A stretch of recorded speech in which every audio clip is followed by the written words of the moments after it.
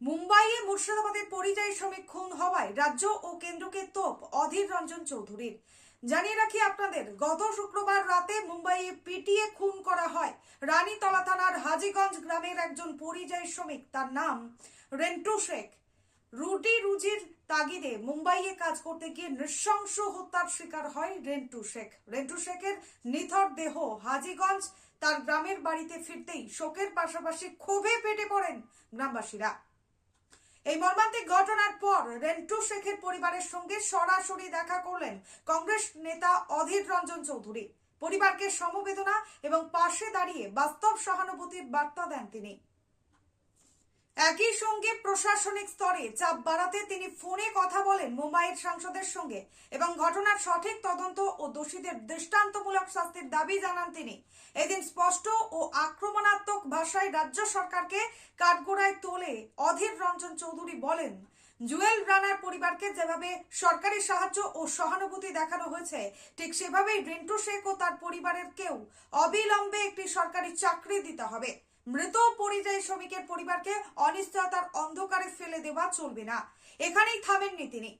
মুখ্যমন্ত্রীর বিরুদ্ধে সরাসরি আক্রমণ জানিয়ে অধীরবাবু বলেন, মুখ্যমন্ত্রী যদি কোটি কোটি টাকা খরচ করে মন্দির তৈরি করতে পারেন, তাহলে পরিযায়ী শ্রমিকের পরিবারকে মাত্র 2 লক্ষ টাকা দিয়ে দায় সারছেন কেন?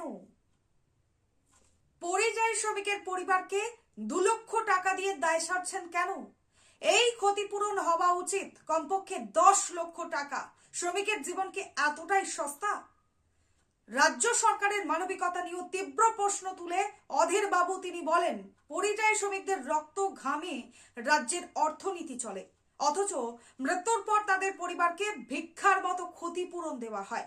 এটা শুধু লজ্জা নয়, অমানবিক। শুধু দাবি জানিয়েই থেমে থাকেননি অধীর বাবু। এদিন তিনি নিজের পক্ষ থেকেও রেন্টু শেখের অসহায় পরিবারের হাতে আর্থিক সাহায্য তুলে দেন, যাতে অন্তত এই কঠিন সময়ে পরিবারটির সামান্য হলেও স্বস্তি পায়। রেন্টু শেখের মৃত্যুর কোনো বিচ্ছিন্ন ঘটনা নয়, এটি ভিন রাজ্যে কাজ করতে যাওয়া হাজার হাজার বাংলার তথা মুর্শিদাবাদের পরিযায়ী শ্রমিকের নিরাপত্তাহীনতার নগ্ন দলিল। এখন প্রশ্ন একটাই, রাজ্য সরকার কি এবার সত্যিই মানুষের পাশে দাঁড়াবে, নাকি পরিযায়ী শ্রমিকের জীবন আবারও অবহেলার ফাইলে চাপা পড়ে যাবে? এ বিষয়ে অধীর রঞ্জন চৌধুরী অর্থাৎ অধীর বাবু কি বললেন, দেখে নেব। আমার জেলার লোকেরা অভাবে তাড়নায় ছুটে যায়, অতএব তাদেরকে সহযোগিতা করার ক্ষেত্রে যেন মন বড় রেখে সহযোগিতা করে রাজ্য সরকার, এটা আমি দাবি করব। অন্তত এরকম পরিবারগুলোকে অন্তত 10 লক্ষ টাকা করে যেন দেওয়া হয়, এটা আমাদের দাবি থাকবে। 2 লক্ষ টাকা আজকে কিছু বাজারে হয় না, যদি দিতে হয় অন্তত 10 লক্ষ টাকা করে দিন। কারণ এই সরকার মন্দির করার জন্য কোটি কোটি টাকা খরচা করছে, পরিযায়ী শ্রমিকের মৃত্যুর বদলে তার পরিবারকে চালানোর জন্য কয়েক লক্ষ টাকা দিতে পারবে না। মন্দির করতে হাজার হাজার কোটি, পরিযায়ী শ্রমিকের জন্য 10 লক্ষ কেন দেওয়া যাবে না?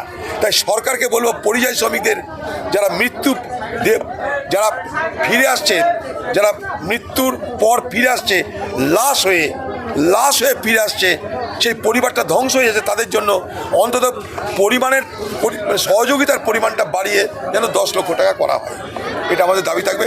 এবং ছোটোখাটো সাধারণ একটা কাজ যেন সেই পরিবারের কাউকে দেওয়া হয়, যাতে তারা করে কমে বাঁচতে পারে।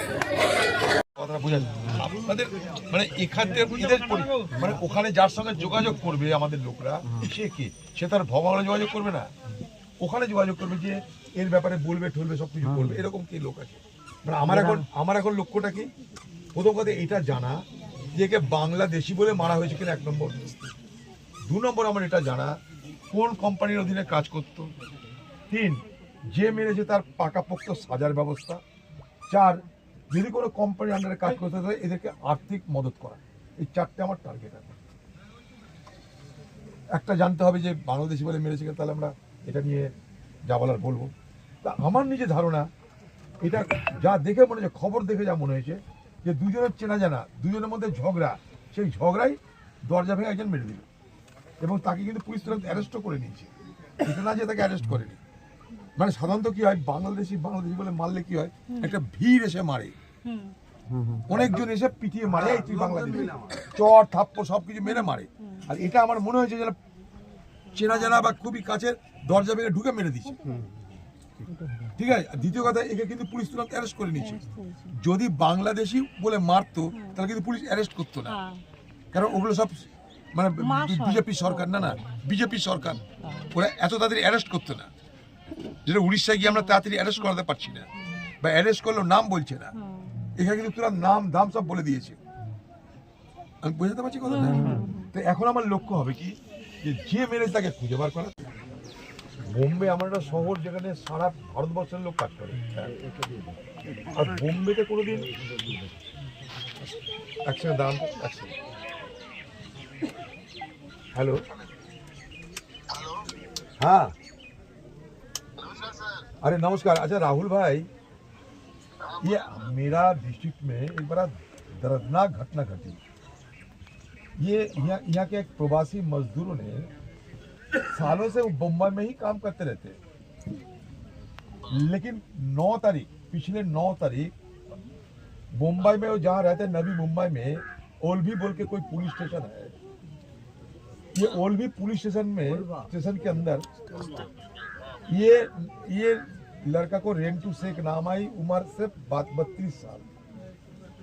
अचानक उनके साथ कोई मतलब हो सकता है कि कामकाज करते रहते हुए कुछ मतलब एक साथ भी रहते होंगे, आदिवासी में भी परिचित होंगे, वो मतलब पीट के हत्या कर दिए हैं। तो यहाँ लोगों के बीच में ये एक मतलब ये आप तो जानते हैं कि बंगाल से बाहर काम करते हुए जो जाते हैं प्रवासी मजदूरों ने, सिर्फ बांग्ला भाषा बोलने के चलते उनके ऊपर काफ़ी हिंसा, हमला, जुलूम हो रहे हैं। और ये सिर्फ यही नहीं, हर की देश की बहुत सारे सूबे में ऐसा हुए हैं। मैं कुछ दिन पहले আপনার নামটা বলুন, মোবাইল নাম্বারটা দিন, আমাকে হোয়াটসঅ্যাপ করে আমি এখনই কথা বলবো আপনার সঙ্গে। আমার নাম্বার দিয়ে দিন। না নিয়ে আমাকে হোয়াটসঅ্যাপ করে দাও। আপনার মোবাইল নাম্বারটা দেবেন। 99। আপনি ঘরে আবার যাবেন তো? হ্যাঁ যাবো। দেখুন, প্রথম কথা হচ্ছে স্বীকার করি আমি তো সরকার না, আর আমি এখানে কোনো মৃত্যু নিয়ে আমি রাজনীতি করতেও আসিনি। আমি যেটা এখানে করলাম সেটা হচ্ছে এই যে এখানে যে জানলাম প্রথমে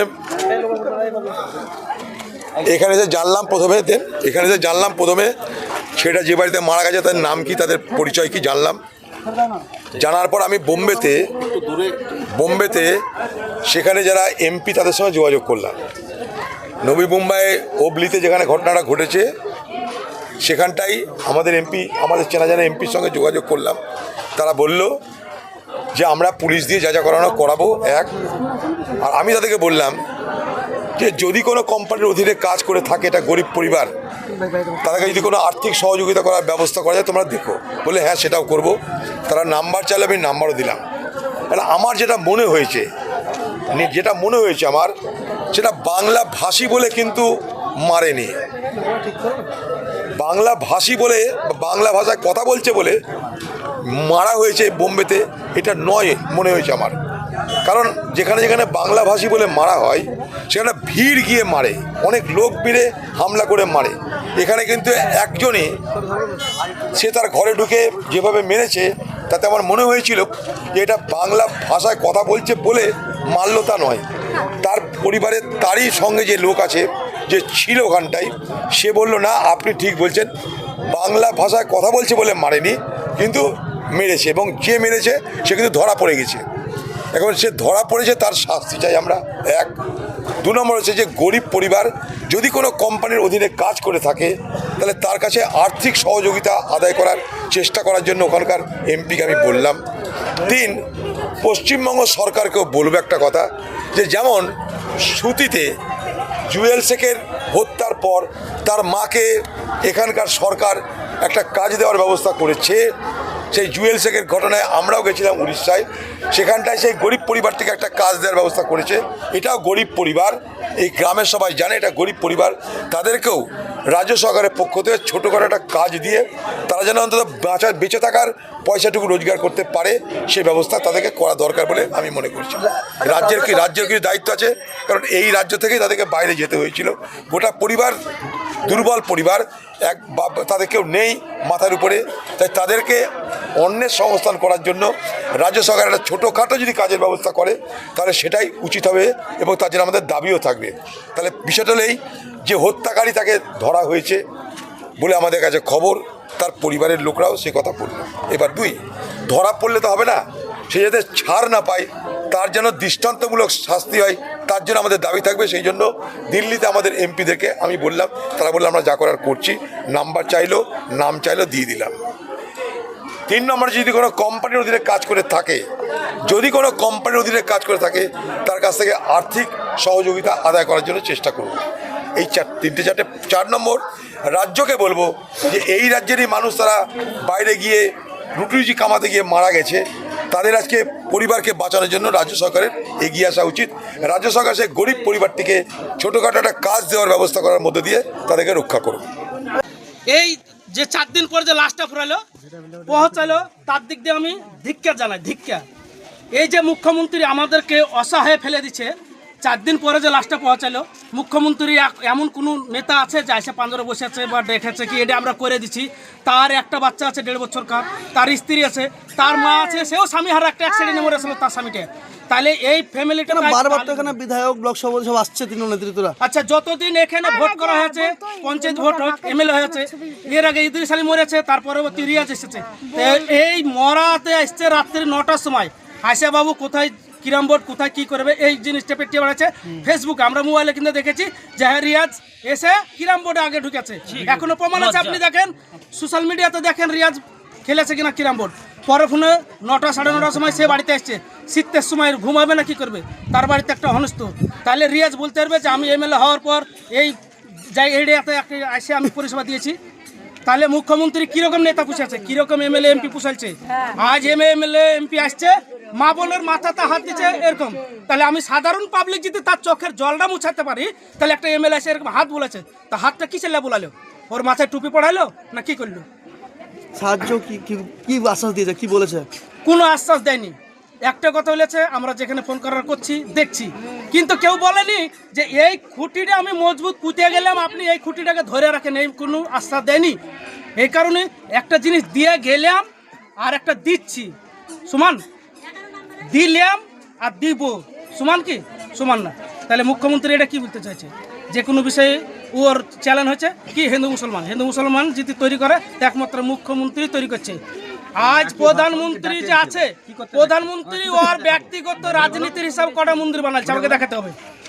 দিল্লিতে তো মুখ্যমন্ত্রী আছে, আজ এখানে যে আমাদের মমতা ব্যানার্জি আছে, ওর ব্যক্তিগত 3টে মন্দির বানালো। নিউ টাউনে আপনারা জানেন যে মন্দির বানাচ্ছে, মুসলমানের ওয়াকফ জমি। দীঘাতে মন্দির বানাচ্ছে। তারপরে এদিকে আপনার কি একটা জায়গা দার্জিলিং এ। তাইলে ওই মন্দিরটা যে বানাচ্ছে আমাদের ওয়াকফ সম্পত্তি নিয়ে বানাচ্ছে, তাহলে আমার তো ওখানে অধিকার আছে, আমার অধিকারও ছিনিয়ে নিছে। তাহলে আমাদের মা বোনেদেরকে কি বোঝাচ্ছে? লক্ষ্মীর ভান্ডার আপনাদেরকে মা বোনেরা ঘরে ঘরে পৌঁছে দিচ্ছি, আপনারা লক্ষ্মী ভান্ডার নেন আর লক্ষ্মী স্বামীকে যায় আসাম, মেঘালয়, ওই উড়িষ্যা এখানে পেঠিয়ে দেন, মৃত্যু চলে আসবে, 2 লাখ টাকা পুরস্কার দিব, দিয়ে সান্ত্বনা দেবো। সাথে আমার লক্ষ্মীর ভান্ডার লক্ষ্মী ভান্ডারের আমাদের দরকার নাই। এখানে শিল্পপতি তৈরি হোক, কলকারখানা তৈরি হোক, আমার মতন বেন্যা ছেলেও খাটে খাবে, একটা যে উচ্চ মাধ্যমিক সেও খাটে খাবে। তার দ্বারা তো কলম চলবে, আমার দ্বারা তো পয়সা পড়বে। একটা কলকারখানা তৈরি করুক, নাহলে আমাদেরকে এটা কি দেখেছে, কি ভাবছে মুখ্যমন্ত্রীর লক্ষ্মীর ভান্ডারের দরকার নাই। ওর একটা ছেলে আছে যে ও ব্যথনা বুঝতে পারবে, যন্ত্রণা বুঝতে পারবে। তাহলে দাদা দিদি আখি আমাদেরকে রেশন টুপি পরিয়ে রেখেছে। তাহলে যে আমরা সরকার দুটো আছি, শাসক দলে আছি, শাসক দলের কি আছে? আজ আমি মানলাম সিপিএম এর কিছু নাই, আইএসএফ এর কিছু নাই, কংগ্রেসের কিছু নাই, তাহলে আছে আমাদের শাসক দলকে মুর্শিদাবাদে পশ্চিমবাংলায় মমতা ব্যানার্জি। তাহলে কি দিয়ে আমাদের অনুদান দিচ্ছে? আমাদের কাজ চাই, আমাদের লক্ষ্মীর ভান্ডারের দরকার নাই, কৃষক বন্ধুরের দরকার নাই। কৃষক বন্ধু কি আছে? আমার বাপের তো টোটালে সম্পত্তি নাই। আমি 2 কাঠা বাস করেছি, ওই উড়িষ্যা, চেন্নাই, ব্যাঙ্গালোর, ত্রিপুরা, দিল্লি, বোম্বাই, জম্মু কাশ্মীর খাটিয়ে 2 কাঠা জমি তৈরি করেছি। মমতা এখন কি করছে? যে গরিবই থেকে যায়, মানে আমার 2 কাঠা তো ভিটি, আর ঘুরিয়ে এবার বলতে চাইছে ওই ভিটি হবে না, জায়গার ট্যাক্স লাগবে, তারপর বলছে যে আউস লাগবে। তাহলে আমার বাপের তো টোটালি আমি জিরো। তাহলে আমি কোথায় পাবো হিরো? আমাকে নিচতলাতে যদি লাগতে পুঁতে দেয় তো আমার 2 তলা ওঠার সাহস হবে? তাহলে আমাকে দুতলাটা বানিয়ে দেওয়ার কর্তব্য হচ্ছে আমাদের সরকার। তাহলে এই সরকারটা কি হয়েছে, 4 দিন থেকে লাশটা গেলে ছিনিমিনি খেলছে। অ্যাম্বুলেন্সটা তাও জানি, তাও আমাদের গ্রামের ছেলেপেলে আছে বোম্বাইয়ে, তাদেরকে ফোন করেছি যে যদি পারো ডাইরেক্ট তোমরা গাড়ি করে দাও। তাহলে ওখান থেকে অ্যাম্বুলেন্স করে দিয়েছে, তাদের আমাদেরই বন্ধুবান্ধব ছিল, গ্রামের প্রতিনিধি ছিল, ওখান থেকে অ্যাম্বুলেন্স করে দিয়েছে এয়ারপোর্ট বোম্বাই থেকে আবার এই এসেছে রান্নাঘাট এই কলকাতা থেকে অ্যাম্বুলেন্স ডাইরেক্ট করে দিয়েছে। তাইলে আজ যার আন্ডারে একটা কাজ করছিল না, সে যদি একটা চোখের ময়াতে এতটা গাড়ির ভাড়া দেয়, তাহলে আমি শাসক দলে যেখানে বাস করছি তাহলে ও কি অনুদান দিয়ে গেল? কেন বিধায়কজি বলছিল অ্যাম্বুলেন্স করে দিবে এখান থেকে, অ্যাম্বুলেন্স পাঠাবে এখান থেকে? আচ্ছা, আপনারা সোশ্যাল মিডিয়ায় দেখালেন বিধায়ক যে বক্তব্যটা দিয়েছে, আমার কাছে লোড করা আছে মোবাইলে। উনি দুলাল মাস্টার যে ব্লক সভাপতি, সে বললো এমএলএকে ওর ওসরাতে বসে যে আপনি এক কাজ করেন, কানাপুকুরে হসপিটাল যে অ্যাম্বুলেন্সটা আছে ওটা নিলে পাঠানোর চেষ্টা করতে হবে আর পাঠাবো, একটা তাফারত আছে। তারপরে বলছে ফোন করে বলছে যে ড্রাইভার আছে, নাহলে ড্রাইভার আপনারা দেখেন, তেলের ব্যবস্থাটা আমি করে দিচ্ছি। আমাদের এখানকার সেলিম বলে একটা ড্রাইভার আছে, তাকে ডাকানো হয়েছে। তাহলে আমরা এখান থেকে ড্রাইভার দিব, এখান থেকে সব কিছু দিব, অ্যাম্বুলেন্স কি একটাই বসেছে মমতা ব্যানার্জি? সরকার মানে কি? সরকার মানে ইন্টারনেট, 102-এ ফোন করবো, অ্যাভেলেবল অ্যাম্বুলেন্স পৌঁছে যাবে। তাহলে আজ মানুষ আমাদেরকে কোথায় ফেলছে সরকার? মানুষকে আশা দিচ্ছে, এই আশাটা ভুল। এইসব জিনিস আমি ঘৃণা করি একদম। এই সরকারের এটা কাজ না। দেখুন, আমরা 1000 টাকা লক্ষ্মীর ভাণ্ডারের দরকার নেই, শিল্পপতি তৈরি করুক, কলকারখানা তৈরি করুক। আমি আজ এখানে আছি, আজ আমরা গরিবের ছেলে, আমি কাল রাজপুয়ালে চলে যেতে, আমি ব্যাঙ্গালোর কি উড়িষ্যা, চেন্নাই, দিল্লি, বোম্বাই, কাশ্মীর, জম্মু বা তামিলনাড়ু যেতে পারি। তাহলে ওখানে আমাকে একটা মানুষ পিটিয়ে মারে ফেলবে, নিরাপত্তা। তাহলে সেখানকার নিরাপত্তাটা মুখ্যমন্ত্রী কি দিয়ে খালি? এই করতে 24 ঘন্টার মধ্যে 3টে মারা গেল। একটা চরে মরেছে, একটা টিকরপাড়ায় মরল, একটা হাজিগঞ্জে। তাহলে এর চেয়ে মুখ্যমন্ত্রী আর কি দেখাবে, আর কি দেখতে চাইবে? কটা জীবন নেওয়ার পরে কলকারখানা করে দিবে, সেটা মুখ্যমন্ত্রী আমাদেরকে বলুক, আমরা তোরাই জান দিয়ে দেবো ওর কাছে। লোক, বিহারের লোক, আমরা কটা মারছি? আমরা তো একটা। আমার নাম সেলিম, আমি তো কলকাতা হাজার লোক, লাখ লোক আছে উড়িষ্যার লোক। পশ্চিমবাংলাতে ওরা ব্যবসা করে খাচ্ছে, চাকরি করে খাচ্ছে। হ্যাঁ, মমতা একই কথা বলছে কি ওরা আমাদের ছেলের লোক, ওগুলো আমার ছেলে। আর আমরা কোটে বানের জলে ভেসে আছি, আমরা ভারতের নাগরিক লাই? হ্যাঁ, সরকার আমার কি করছে? কি চাইছেন আপনারা, কি চাইছেন? আমরা এর শাস্তি চাই। আর আমরা যেমন আমাদেরকে মারছে, এর ফাঁসি চাই। আর যেমন আমাদেরকে মারছে, আমরা বিহারের লোক, আমরা পশ্চিম উড়িষ্যার লোক থুবো না, এটা আমরা চাই। উড়িষ্যার লোক গো ব্যাক, উড়িষ্যার লোক গো ব্যাক। মমতা ব্যানার্জি লজ্জা, এই বিধায়ক সাহেব লজ্জা, এই বিধায়ক সাহেব লজ্জা, এই পশ্চিমবাংলার সরকার ধিক্কার, এই পশ্চিমবাংলার সরকার ধিক্কার। এই পরিযায়ী শ্রমিকের উপর হামলা হচ্ছে কেন? রাজ্য সরকার জবাব দাও, এই জবাব তোমায় দিতেই হবে, এই জবাব তোমায় দিতেই হবে। এই পরিযায়ী শ্রমিকের উপর জিওল রানের হত্যার দাবিতে সাধারণ মানুষ লড়ছে। আপনি তো ওখানে প্রথম থেকে ছিলেন বা শুনেছেন, কি শুনেছেন, কি দেখেছেন? আমি দেখা বলতে গেলে ওদের ঝামেলার পরে মানে মার হয়ে গেছে, মানে মার্ডার হয়ে গেছে, তারপরে আমি ওখানে গেছি, ঠিক আছে। তার সকালে, রাত্রেবেলায় আমি যাইনি, পুলিশ ওখান থেকে হাসপাতালে নিয়ে গেছে। তারপরে এখান থেকে ইনফর্ম হয়েছে, ওখান থেকে তারপরে আমরা হাসপাতালে গেছি, ঠিক আছে। তাছাড়া অন্য কিছু আমার এর মধ্যে আর দেখার নেই, মানে দেখিনি। আপনার নাম? আমার নাম সাবিরুল ইসলাম।